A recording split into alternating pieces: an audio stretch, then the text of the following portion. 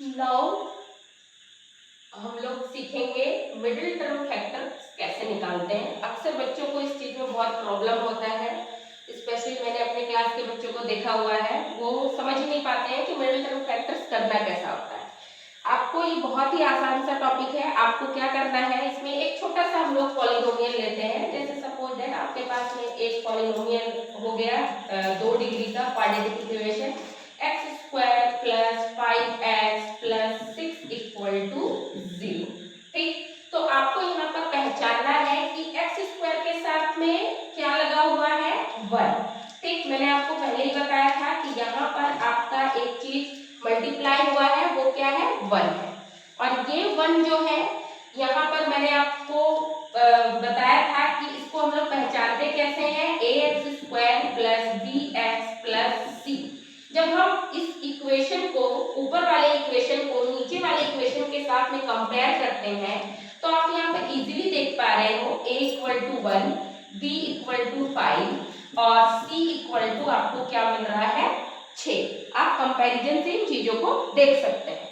तो अब हमें क्या करना होता है, इस एक्स स्क्वायर के साथ में जो मल्टीप्लाई है, तो अगर एक्स स्क्वायर के साथ में कुछ भी मल्टीप्लाई नहीं होता है, इट मींस 1 मल्टीप्लाई है आपका। इस 1 को हम क्या करते हैं, c के साथ में, मींस c आपका यहाँ पर क्या है, 6, इसके साथ में मल्टीप्लाई कर देंगे। तो each and everyone know that कि 1 into 6 multiply is equal to 6। अब आपको इसी 6 को ऐसा फैक्टर करना है, फैक्टर में ऐसे चीज में तोड़ना है जिससे आपका ये बीच वाला टर्म 5x बन जाए। इसीलिए इसको हम लोग बोलते हैं मिडिल टर्म। क्यों मिडिल टर्म बोल रहे हैं, क्योंकि यहाँ पर हमें 5 में कन्वर्ट करना है इस 6 को। तो आपको पता है कि 6 को जब हम तोड़ेंगे तो आप सबसे छोटा डिविजिबिलिटी 2 से हम स्टार्ट करते हैं। 2 into 3 करने से आप देख रहे हो कि 2 multiply 3 will give you 6 and 2 plus 3 gives you 5। तो अब हम इसको क्या करेंगे, इसको हम लोग एक साथ लिखना स्टार्ट करेंगे। तो जब आप इसको देखोगे कि जब हम लोग इसको एक साथ लिखते हैं तो आप कुछ इस तरीके से चीजों को देखना स्टार्ट करोगे कि हम क्या करेंगे, x को हम लोग x स्क्वायर रहने देंगे। ठीक, x को हम लोग क्या करेंगे, एज इट इज लिखेंगे x स्क्वायर। आपको इसके साथ में कोई भी छेड़छाड़ नहीं करना है, प्लस का प्लस रहेगा। अब आपको मैंने बताया था, क्या बताया, कि हम इस 5 को इस 6 के टर्म में तोड़ रहे हैं, तो 2 प्लस 3 लिखने से आपको पता है हमें क्या मिल जाएगा, 5 भी मिल जाएगा। और ये x का आ गया और प्लस का 6 इक्वल टू आपको क्या मिल गया, 0 मिल गया। यहाँ पर आपको पता है इम्प्लाइज दैट का आपको साइन देना है।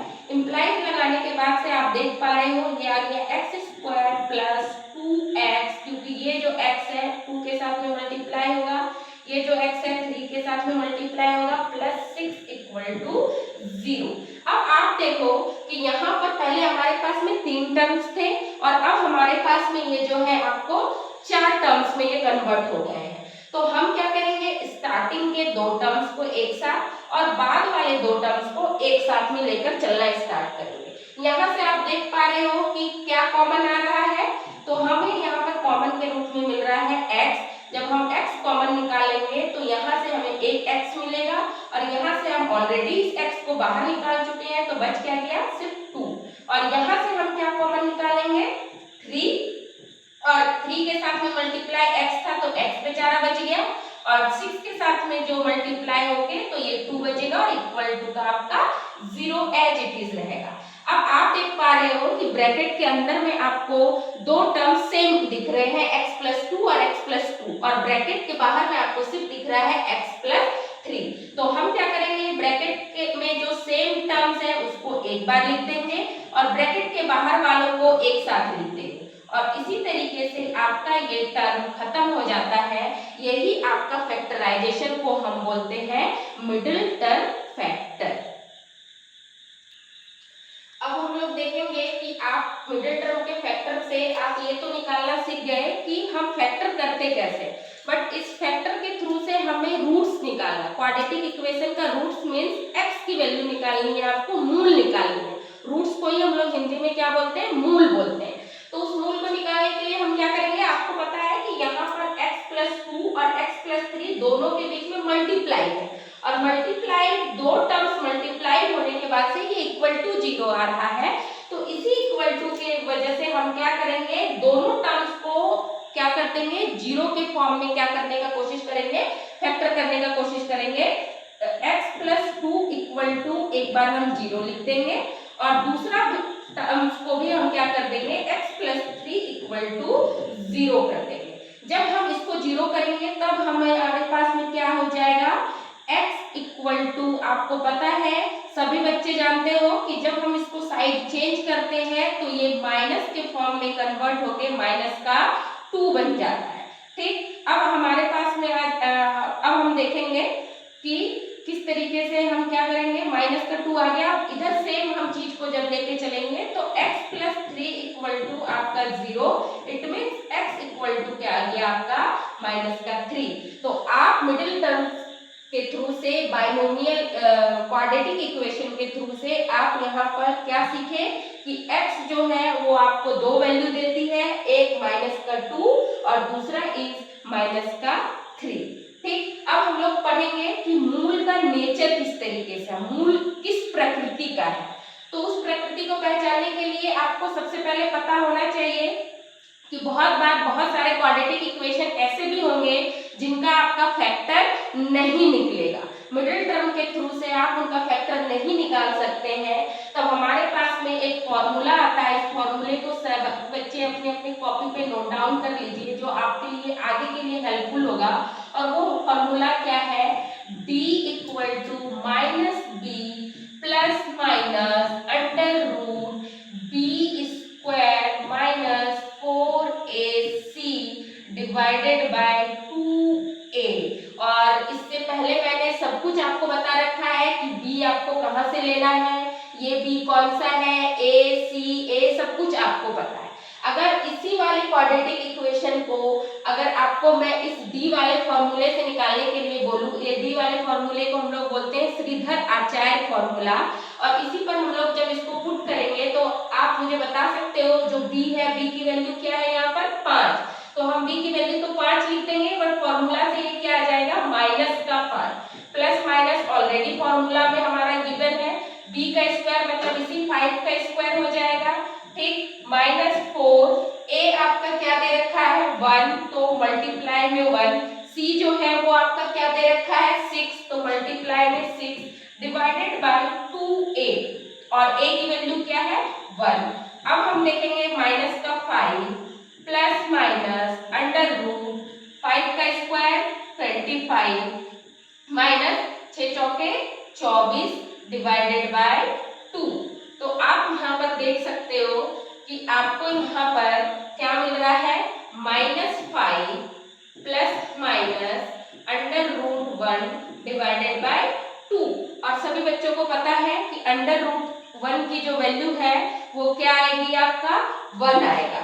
तो उस 1 को हम क्या करेंगे, हम उसको थोड़ी देर के लिए हम क्या करेंगे, उस 1 को हम ऐसे करके हम लिख सकते हैं -5 प्लस माइनस 1 डिवाइडेड बाय 2।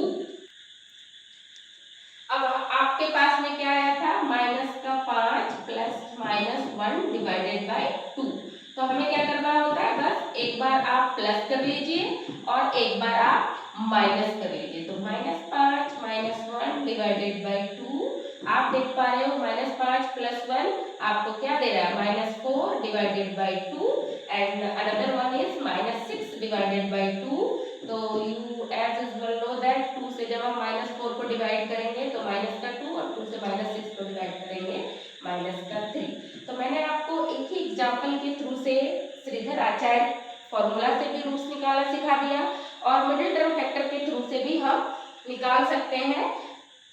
आपको यहाँ पर ये बातें सीखने को मिल गई। अब आ जाइए कि हमें मूलों की प्रकृति के बारे में जाननी है। मूल जो होंगे वो उनकी प्रकृति कैसी होगी, उनकी नेचर कैसा होगा। तो उन नेचर के बारे में जानने से पहले आपको थोड़ा बहुत क्या पता होना चाहिए, डी के बारे में, कि डी जो है वो आपका कैसा है। ठीक, तो डी जो है जब हम डी के बारे में लेंगे तो डी के ऊपर में ही आपका सारा क्वाड्रेटिक इक्वेशन डिपेंड करता है, मूल की प्रकृति डिपेंड करती है। अगर डी बराबर आपका 0 है तो आपके मूल जो है वो क्या होंगे, वास्तविक होंगे। क्या होंगे, वास्तविक, या इंग्लिश में जो भी बच्चे पढ़ते हो किसी वास्तविक को क्या बोलते हैं, रियल। ठीक, तो इंग्लिश और हिंदी वाले बच्चे को कंफ्यूज नहीं होना है। वास्तविक मीन्स रियल, और मूल का मतलब तो सारे बच्चे को पता है क्या, रूट्स। ठीक, तो रूट्स आर आपका क्या हो जाएगा, मूल वास्तविक होगा। तब आपको क्या लेना है, आपका d इक्वल टू 0। जब d ग्रेटर देन 0 होता है तो मूल वास्तविक ही होता है, लेकिन साथ ही साथ आपको ये भी पता होना चाहिए कि वास्तविक और साथ ही साथ अनइक्वल। अनइक्वल का मतलब क्या बोलेंगे, मूल बराबर नहीं होंगे। जैसे आप यहाँ पर देख रहे हो मूल क्या आया हुआ है, -2 और -3, इसका मतलब वो क्या है, अनइक्वल। वही अगर आपका ये दोनों मूल बराबर होते तो आप यहाँ पर d बराबर क्या ले सकते थे, d बराबर 0 आता। और जब आप d लेस देन 0 तो आपका क्या होगा, मूल जो होगा वो काल्पनिक होगा। क्या होगा, काल्पनिक, जिसको हम लोग इंग्लिश में बोलते हैं इमेजिनरी रूट्स।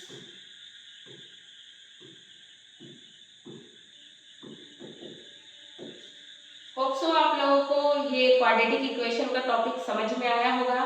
थोड़ी बहुत कुछ अगर चीजें आपको नहीं समझ में आई होगी तो आप कमेंट कर सकते हैं, वहां पर हम बिल्कुल आप चीजों को सुधारने की कोशिश करेंगे। Hope so you have enjoyed and like our videos.